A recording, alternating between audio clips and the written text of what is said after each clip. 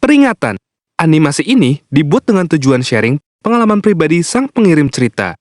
Dimohon untuk menghargai cerita tanpa menyudutkan beberapa pihak. Selamat menikmati. Halo, nama gue Caca. Tapi bukan Caca Marica hei ya. FYI, umur gue 25-1, alias 24. Hehehe. Gue mau cerita tentang kisah percintaan gue dengan seorang abdi negara. Sebut aja namanya Julian. Jadi pas tahun 2017 itu, waktu lulus sekolah, gue emang bercita-cita untuk jadi abdi negara. Nah, gue getol banget ikut latihan fisik di salah satu instansi di kota gue. Waktu itu gue emang agak picky soal pertemanan. Kebetulan, di sini gue kenal sama cowok namanya Putra. Tapi gue nggak ada rasa apa-apa ke dia, karena dia bacot banget kayak orang lebay. Makanya gue ilfeel. Tapi ternyata Putra suka cerita tentang gue ke teman dekatnya, yaitu si Julian. Singkat cerita, hubungan gue sama Putra udah renggang, kayak Busi sama Gigi yang gak kompak jaraknya jauh-jauh. Naasnya, gue gagal buat jadi abdi karena gak lolos. Daripada gue menghabiskan waktu untuk nunggu pendaftaran tahun depan, akhirnya gue mutusin untuk melanjutkan karir gue di salah satu perusahaan swasta. Dan sambil kuliah juga. Di tahun 2018, gue baru sadar, ternyata gue follow-followan di Instagram sama Julian. Dia reply tuh salah satu story gue. Nah, itu adalah awal mulanya kita sering chat intens. Dia ceritain semuanya apa yang Putra omongin ke dia tentang gue. Dan dia membuat pengakuan kalau dia sebenarnya suka sama gue dari awal lihat gue. Tapi karena Putra suka sama gue, jadi dia gak berani deketin gue. Dan lebih pilih menghargai persahabatannya. Dia juga cerita kalau tahun ini dia bakalan daftar lagi untuk jadi tentara. Kalau ditanya kenapa, ya karena dia juga gagal kayak gue. Kita sama-sama gak lolos. Julian tuh orangnya asik sih kalau chatting, gak akan berhenti sampai larut malam. Gue sama dia akhirnya memutuskan untuk ketemu dengan syarat tertentu, yaitu harus sambil latihan fisik, karena dia harus selalu dalam pengawasan ayahnya. Tanda apa nih? Intinya sih, dia nggak boleh keluar rumah kalau alasannya main. Ya udah, akhirnya kita ketemu di tempat renang. Kebetulan gue juga udah lama banget nggak latihan renang. BTW gini-gini gue kalau renang mah jago ya. Kayak lumba-lumba lagi balapan liar cuy. Di lokasi juga kita nggak ada ngobrol sama sekali. Paling cuma saling lirik atau senyum-senyum aja. Soalnya ayahnya ngawasin terus. Hari itu pun berlalu dan kita lanjut chatting sampai malam. Ngebahas semua yang terjadi hari ini. Yap, dan seperti biasa semuanya masih seru-seru aja. Sampai akhirnya tiba saat dimana dia harus menjalankan serangkaian pendaftaran tentara yang begitu ketat. Dan yang pasti malamnya dia cerita ke gue gimana perjalanan dia hari ini yang sangat melelahkan. Di akhir pendaftaran, yaitu seleksi penentuan dia lolos atau enggak, dia harus dikarantina selama 7 hari. Posisinya emang gak boleh bawa HP. Alhasil, ya kita gak bisa saling berkabar. Apalagi bertukar video kocak dan lucu. FYI, sebelum berangkat karantina, dia berpesan sama gue, kalau lebih dari 7 hari aku gak ngabarin, artinya aku lolos dan lanjut pendidikan selama 6 bulan ya. Wah, bener-bener hati gue gelisah tiap hari nungguin kabar dia. Gue cari IG semua teman dekatnya untuk cari kabar. Tapi untungnya, gue ketemu IG adiknya. Ya, sebut aja namanya Rian. Gue langsung follow dan tanya tuh gimana kabar dia dan apa bener dia lolos seleksi. 2 hari kemudian, Rian posting tentang Julian yang akan melanjutkan pendidikan. Bukan main, seneng banget hati gue dia bisa lolos karena perjuangannya selama ini. Tapi di sisi lain, gue juga sedih. Gue jadi gak bisa chattingan sama dia lagi dalam jangka waktu yang lama.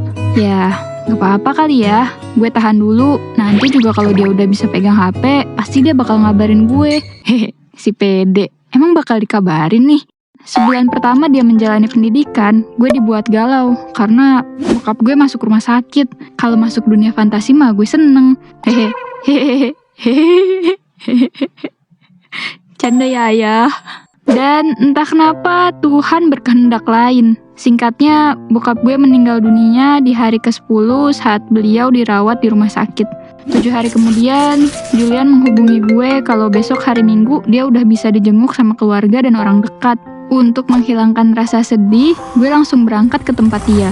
Syukurnya sih nggak jauh dari rumah, jadi gue bisa langsung ke sana. Di sana, gue ketemu sama dia dan keluarga. Kita saling bercerita dan foto-foto. Tapi waktu kerasa begitu singkat, gue nggak bisa lama-lama ketemu sama dia karena jam berkunjungnya dibatasin. Dia bisa dijenguk setiap seminggu sekali, tapi gue nggak selalu ikut jenguk karena jadwal kuliah.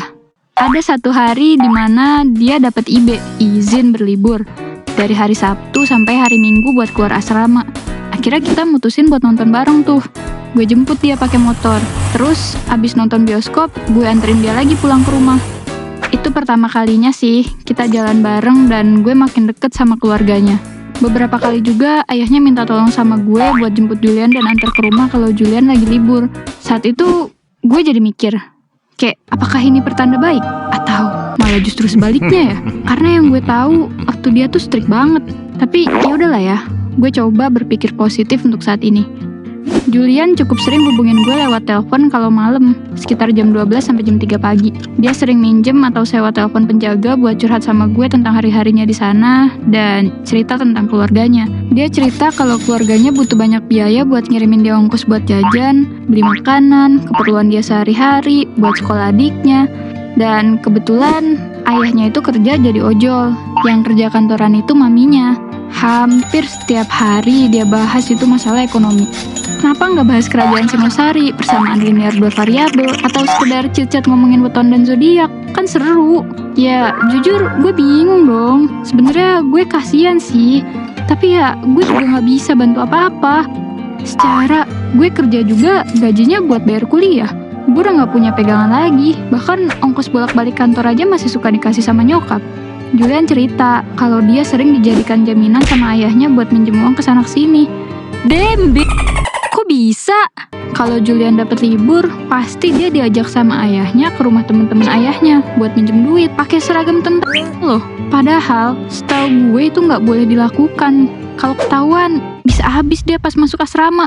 Ayahnya juga pernah telepon gue pas gue lagi kerja buat minjem duit ke gue 2 juta. Alasannya sih buat bayar cicilan motor yang belum dibayar selama 2 bulan. Katanya kalau nggak dibayar bakal ditarik motornya. Ayahnya juga bilang, gak usah ngomong-ngomong sama Julian ya kalau saya minjem uang. Wah, kacau banget sih ini. Padahal kan harusnya dia sendiri kan tahu. Gue kerja buat kuliah. Ya, gue bilang lah, gak ada uang om. Sorry.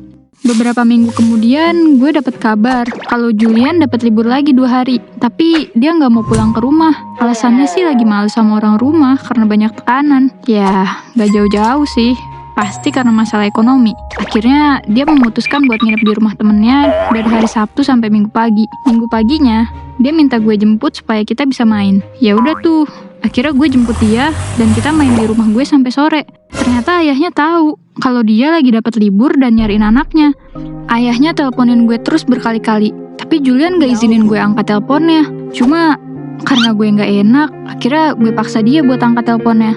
Marahlah tuh si ayahnya, dimaki-maki Julian sampai habis karena dia nggak pulang dan ngabarin ke orang rumah. Dan lo tahu ayahnya ngomong apa? Dia tuh ngomong, itu Caca ngapain kamu sampai kamu berani kayak gini? Dia mau sama kamu karena kamu udah jadi tentara. Jeder, gue bener-bener sakit hati banget. Padahal gue udah deket sama Julian dari sebelum dia jadi tentara. Gue juga nggak pernah tuh minta apa-apa sama dia dan keluarganya. Ya gue emang gak pernah bantu secara finansial, tapi gue selalu bantu dari segi psikologis anaknya. Gue bantu antar jemput anaknya juga kok kalau lagi libur. Ya lo bayangin lah gimana sakitnya perasaan gue, seolah-olah gue cuma mau sama anaknya aja karena udah jadi tentara. Singkat cerita, waktu terus berlalu, gue berusaha ngelupain ucapan ayahnya. Tapi gue gak bisa, masih selalu terbayang-bayang. Di awal tahun 2019, Julian akhirnya selesai pendidikan. Gue dan keluarga datang ke acara pelantikan dan dapat pengumuman kalau dia bakal ditugaskan ke ujung Pulau Sumatera. Artinya gue LDR dong nih. Sedih banget, pasti dia jarang pulang deh. Tapi ya udahlah ya, mau gimana lagi? Namanya juga tugas negara, nggak bisa nolak dong. Hari-hari berlalu, gue menjalankan LDR sama Julian, tapi komunikasi kita masih belum bisa intens karena dia masih dalam masa orientasi dan gak boleh sering-sering pegang HP. Tapi gak jarang juga nih, dia nelpon gue malam-malam cuma buat curhat. Dia cerita kalau ATM yang buat terima gajinya itu ditahan ayahnya dan masih berkutat sama masalah ekonomi bayarin hutang. Ayahnya juga minta Julian buat biayain kuliah adiknya. Jujur sebenarnya gue capek banget dengernya.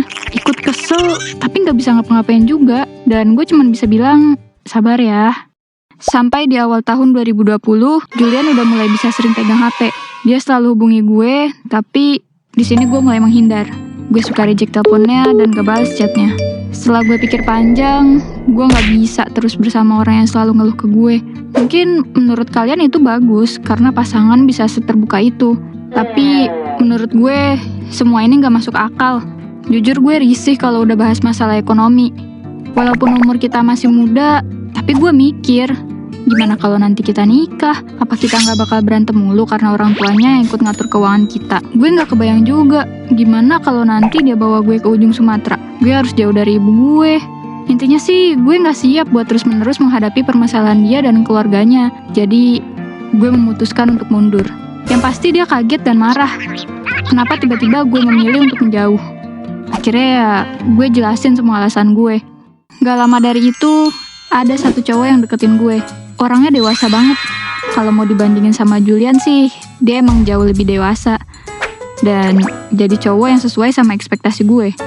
Kita deket selama setahun dan kita memutuskan untuk menikah di akhir tahun 2021. Dan di tahun 2023 ini kita akan punya anak pertama. Gue rasa bukan salah Julian kok karena terlahir di keluarga toksik kayak sekarang. Tapi bukan kewajiban gue juga untuk selalu ada dan mendampingi dia. Daripada bertaruh dengan masa depan gue, lebih baik gue mundur dari sekarang. Karena gue percaya, kita semua berhak memilih kebahagiaan sendiri. Sekian cerita dari gue. Kalau kalian punya cerita menarik, boleh banget langsung kirim email ke guepunyacerita.id@gmail.com. Dan jangan lupa subscribe, like, dan komen channel Gue Punya Cerita. Bye!